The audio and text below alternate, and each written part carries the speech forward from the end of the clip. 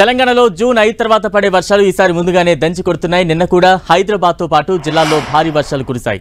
మరో వారం రోజులు ఓ మోస్తరు నుంచి భారీ వర్షాలు కురుస్తాయని వాతావరణ శాఖ ప్రకటించింది. ఈదురుగాలులు, ఉరుములు, మెరుపులతో కూడిన వర్షాలు పడతాయని హెచ్చరించింది.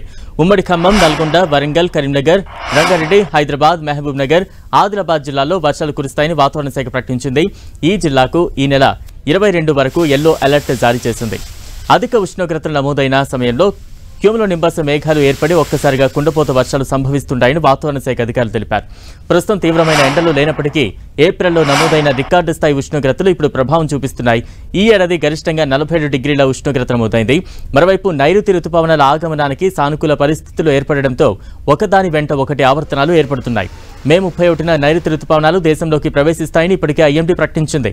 ఈ నెల 2వ వారం నుంచే తెలంగాణలో వర్షాలు కురుస్తున్నాయి. వర్షాల కారణంగా సాధారణ ఉష్ణోగ్రతలు పడిపోతున్నాయి.